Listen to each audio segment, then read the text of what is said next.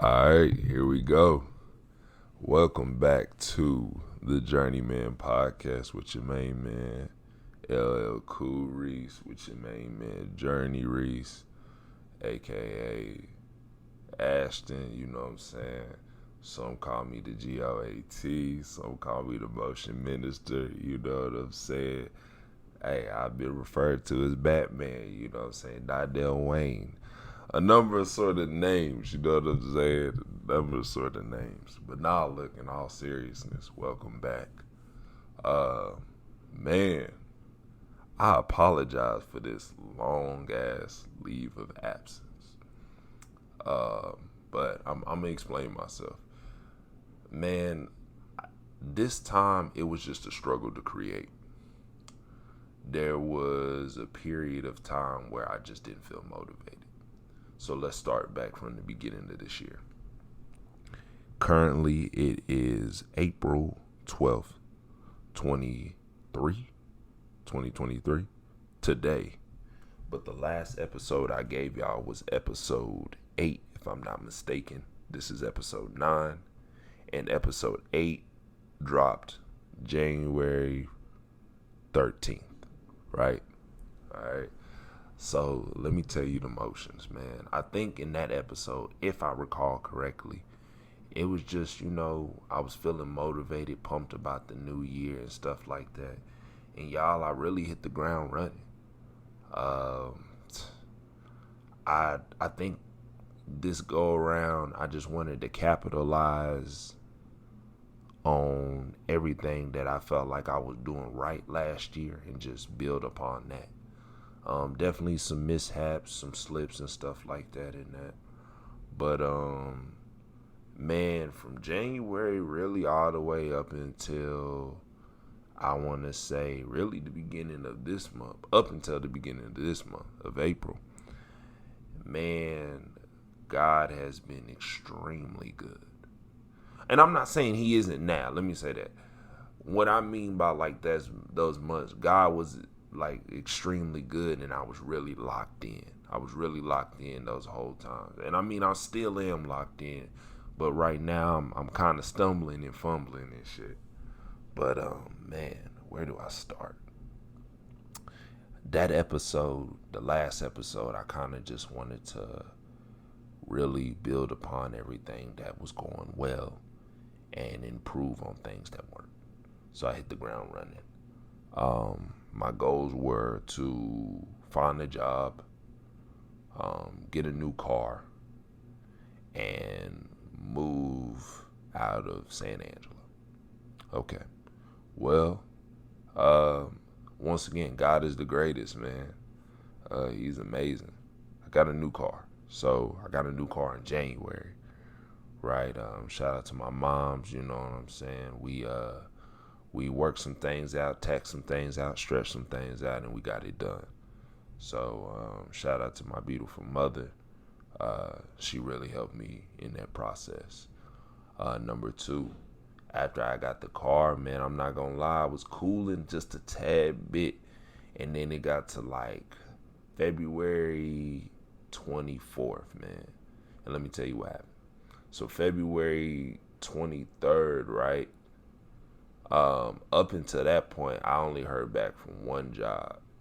And they was really fucking with me, but they were like, when you kind of move out in the area, let us know because, honestly, I don't think we could hold that position until the summer. I said, fair enough. Right? So basically, that was a no-go, right? So boom, I hear back from another job, right? The recruiter sends me an email talking about scheduling an interview. I said, okay, shit, bet. Right? The same day I scheduled it, tell me why. I guess she made a mistake and she picked the wrong applicant, but she canceled that shit. And so, I looked at the scheduling software that she used, right? Because that was available to me via the email. And the time that I had scheduled it for was still open, as well as all the other times she was available. So, I'll be honest. I was like, should I schedule another one? Or is she just going to cancel it again? So I was just like, you know what? If she canceled it, she knew what button she pressed. She knew what it meant. I need to just go ahead, take the hint, and just keep it pushing. Like something else would come. And right, that was the 23rd. That happened on the 23rd of February. The 24th of February, man. I sat there and I kept thinking about that shit, man. And I was just like, you know what? Man, you know that, hey, man, the workforce got me fucked up. So I just hit the ground running again. And I was applying to hella jobs, right? Just hella jobs. And just, I was like, fuck it. All right, I'm going to sit on it. And if they want to talk to me, they'll talk to me. About 2-3 weeks later, I get a call. And Buddy was talking about, are you available for an in-person interview? I said, I'm going to be honest with you. No. I am, like, I'm open to it, but the time you wanted to come, like, you want me to come, that's too quick of a turnaround. The job, obviously was in Fort Worth. Like, that's where that was the interview location in person. And if you've ever gone to school out here in San Angelo, or you just live out here, you know that the DFW area can be a 4-hour drive. And you be like, well, Ashton, 4 hours ain't nothing, man. You can just get there, get a hotel and stuff like that. But it was like, that was too quick of a turnaround for me for something that wasn't necessarily guaranteed. And that would have been a lot of resources wasted on my end, gas, things of that nature, and, you know, the hotel stay and all that stuff.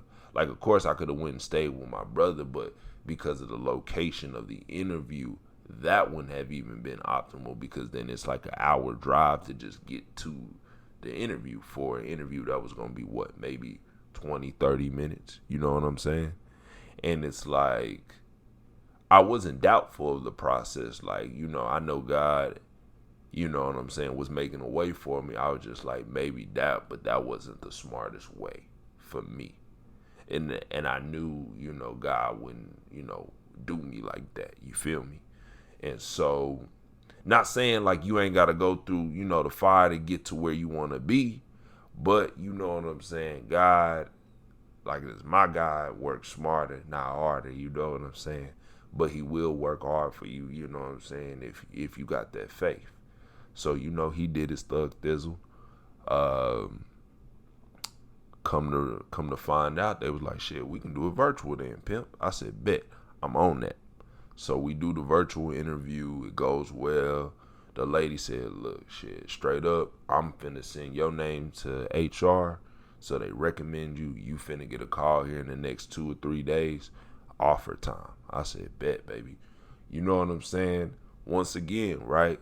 She told me straight up, you know, I prayed on it. Like, if it's for me, it's for me. You know, they called me. You know, they told me the start date, but I told them I can't start that because I don't even have a place out there. Let me, you know, can you get me until this time? She was like, all right, let me see. But keep in mind, I was a little worried. I thought I lost it because, you know, she called me Friday and I didn't hear from her until like the next week, but it was like a Tuesday or Wednesday.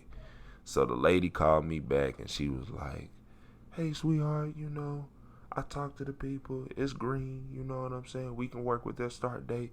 You know, shit, come on through and do the rest of your onboard. So, bet. I did it. You know what I'm saying? And that was March. So, like I said, man, blessed in January, a little layover in February, but motivated, right? And then, boom, March, another blessing. So he's been beautiful. So that's the career end of things, right? Let's get into like a little social life, man. Like I said, man, my social life during that time period, I would say it was steady, right? It was steady, man.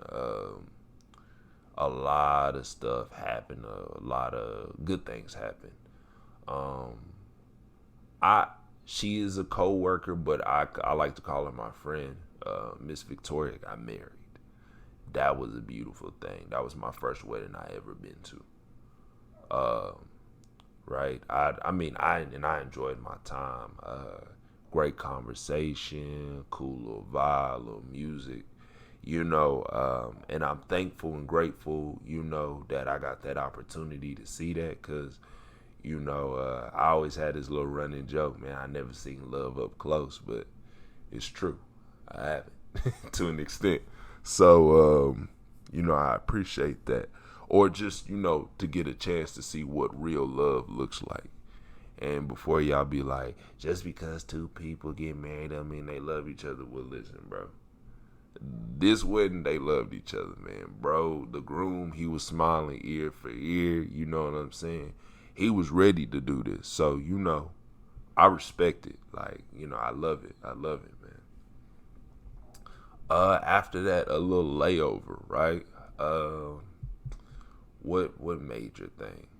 Those weekends in between, me and the gang, we just kind of struck out in the club, in the sense of like the music was ass, or it was just like it wasn't nothing really out there. It wasn't nothing pretty out there, right? So we struck out a couple of times, a couple of weekends with some duds, things of that nature. Yo, I keep saying let me get into it. After that, I keep saying it. After that, a friend of mine's mother's birthday was on a weekend. Man, when I tell you, they got me so twisted, fam. Like I was fucked up. You know what I'm saying? I was fucked up. Man. And I made it home safely. Hey, man, obviously I did, because I wouldn't be here today, right? But, after that little night, I think I have drank my fill for this spring season. Summer, still be determined. But for that spring season, boy, I tell you, I'm cool. I'm cool, man. And then, man, one of my favorite events in this past time, April 1st, I had the honor of being my brother Jamil's groomsman, and I was able to witness love up close a second time, right? But actually being a part of the wedding. Suited and booted, may I add. You know what I'm saying? Yes, sir, that's him. You know what I mean? And, oh, man, it was beautiful. From the vows to the venue to just the overall energy in the room. Beautiful thing to be a part of. I'm extremely grateful to Jamil and Robin for allowing me to be a part of that. So if y'all hear this, I love y'all. Thank you, like immensely. Like that shit was so cool. And so since then I've been chilling. You know what I'm saying? I have another wedding. Damn, can't talk today. Y'all have to forgive me, man. I'm a little rusty, man. I'm trying to get my bearings right. Another wedding, as the bourgeois say, in 2 weeks, I think. Actually, no, it's next weekend. So next weekend, right? So I'm excited about that. This time I'm a guest again. Love it. You know what I mean? And then I have my cousin's wedding in September. So I need to get my money right and buckle down and find a hotel out there, right? You know what I'm saying? But another thing, right? Off top with that. Some other great news in my social life. I was able to finally cop some Larry June tickets. And I have two. I still haven't found somebody to go with me. My brother, I'm waiting for my brother Caleb's response on that. So my boy, if you listening, tap back in with me on that. And y'all send my brother some prayers, man. He had his wisdom teeth removed. It was successful, but just pray for a fast recovery. You know what I'm saying? Things of that nature. Obviously, that's something new to him, for all of us as a crew. So, yeah, prayers for my brother. Just send prayers for my people, family, friends, loved ones, and enemies. You know what I'm saying? We trying to reach bigger and better things. this year.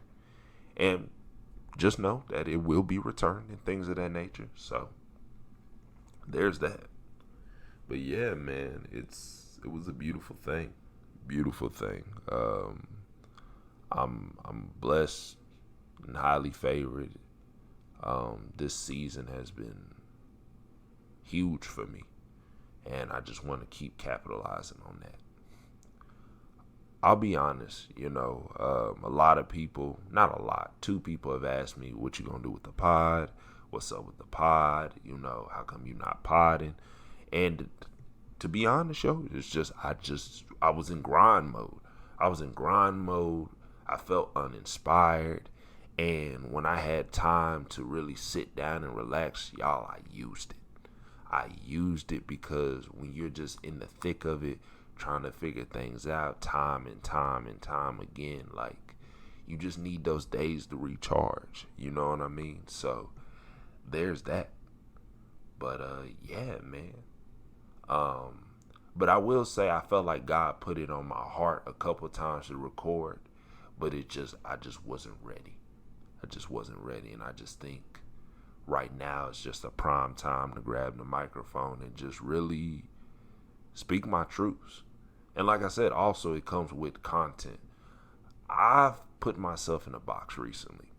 Another reason why I haven't recorded is just because I feel though I always had to come with a lesson.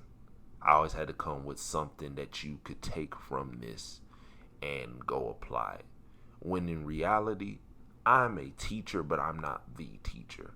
You know what I'm saying? Or my role isn't the teacher or a teacher. There's a lot to me. I am very fluent in a lot of different areas. I have a lot of different interests. I have a lot of different likes. And at the end of the day, y'all, like, I just hope if you've been rocking with me, just know, hey, I'm not always going to have something significant to say. Sometimes some episodes is just me straight bullshitting. And when I say bullshitting, I just mean just me getting my thoughts off. Like, letting you know what I think and what I feel about shit in real time. Like, for example, nigga, the mass shootings have been crazy. You know what I mean? Like, the mass shootings have been fucking horrendous, dog. Like, Buddy who shot up the bank.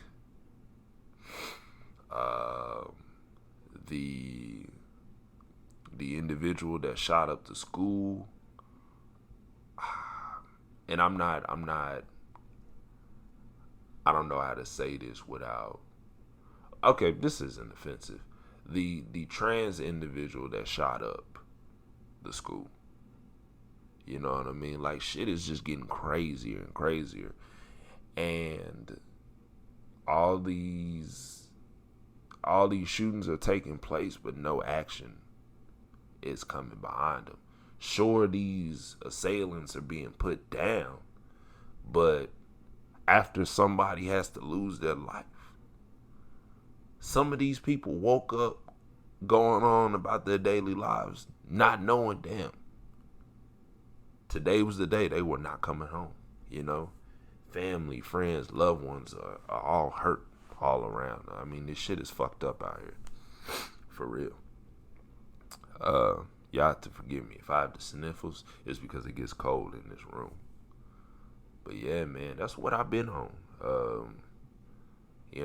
I've just been really viewing and watching things and things unfold. The banks failing and shit like that. I've been paying a little attention to that. I think that's a little fucking crazy. And all these other countries is banding together to X out America and stuff like that. It's financial warfare, if you will. Like, shit is crazy.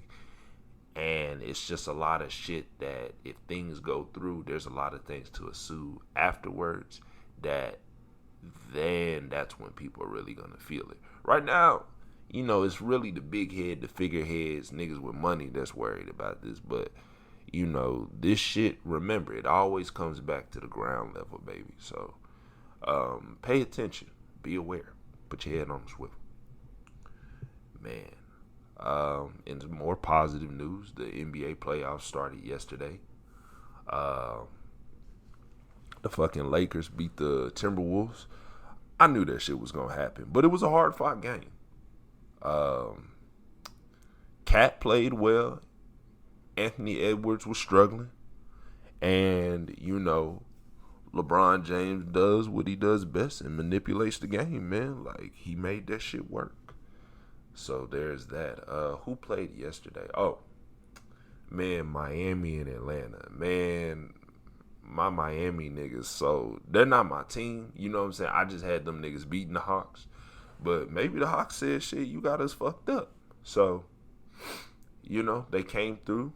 They won. It is what it is.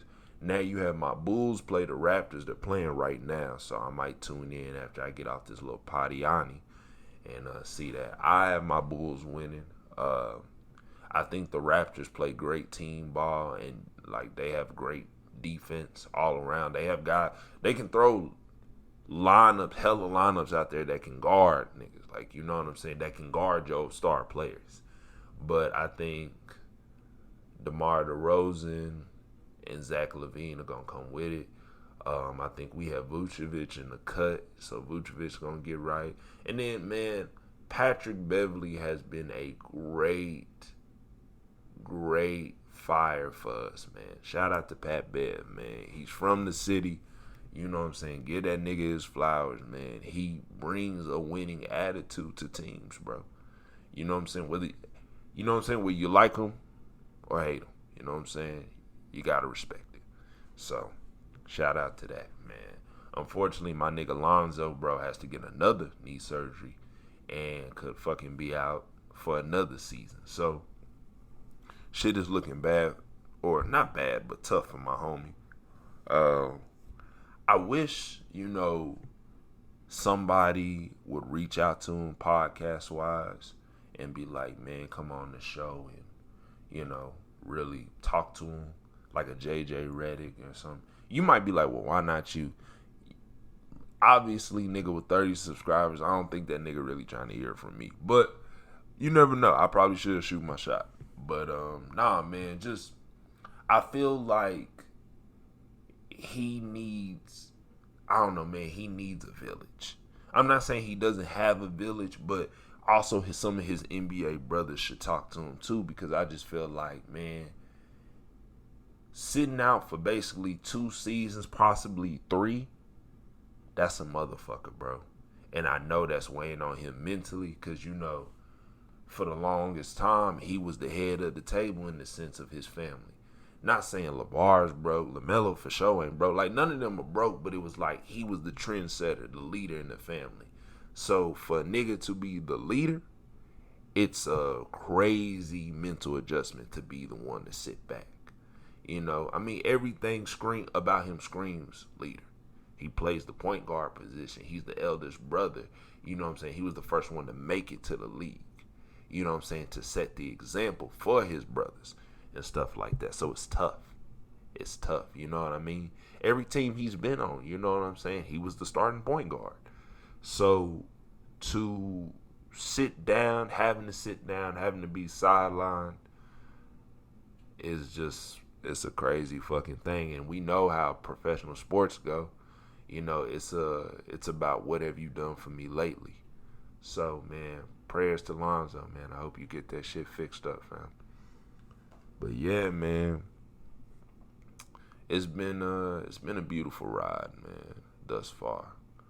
But speaking of sports, man, I just gotta speak my truth. Can we stop overselling certain narratives in sports? Right? I don't have a problem with narratives in sports. Hell, that's what drives sports nowadays. Like, it makes them interesting. It makes them touchable, relatable, right? But here's my thing. Stop bad-mouthing niggas, right? Because some of you niggas are quick to dehumanize somebody because they made a mistake. And the only difference between them and you is that their shit is under a magnifying glass. Let's stop doing that. All right? You know what I mean? If all of us have been an athlete at one point and we fucked up, bro. You've been in a position of power and fucked up. You've been somebody important and fucked up. That's life. That is life, nigga. That is life. The magnifying glass is just different for everybody. Number 2. All right, so let's talk about certain narratives, man. Right? Here's my thing. Okay.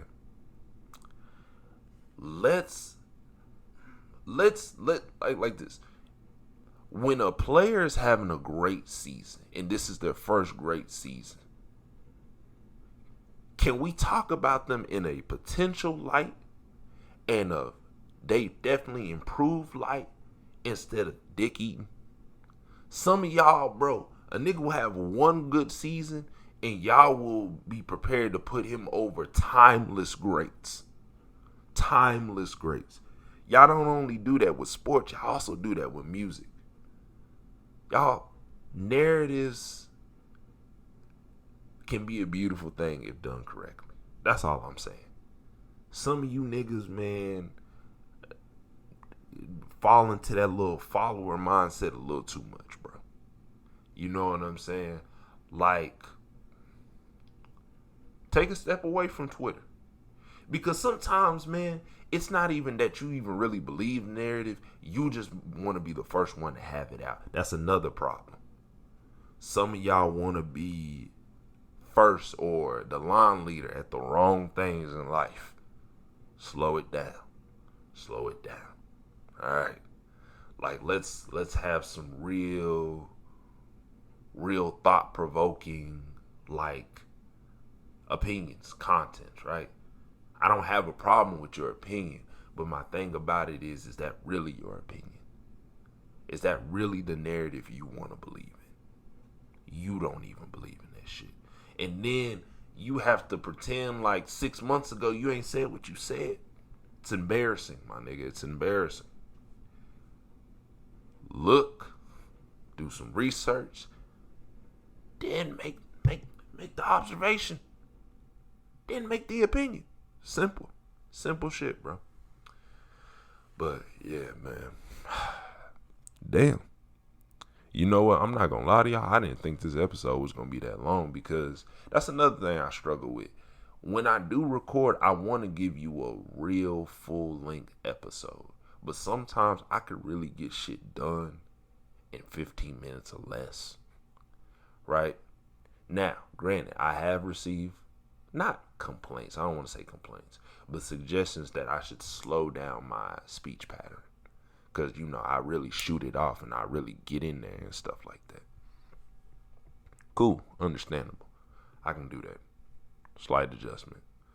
But sometimes I don't like to stretch out my shit too long because it's like, I don't know. It's just, sometimes it feels unnatural. Sometimes. But yeah, man. I think that's it. I do have one thought to share. You know, maybe for the young men out there. You know, God has been speaking to me in a lot of ways, and I know that I'm finna make a mindset shift soon. If not, it's already happening now, but I still struggle.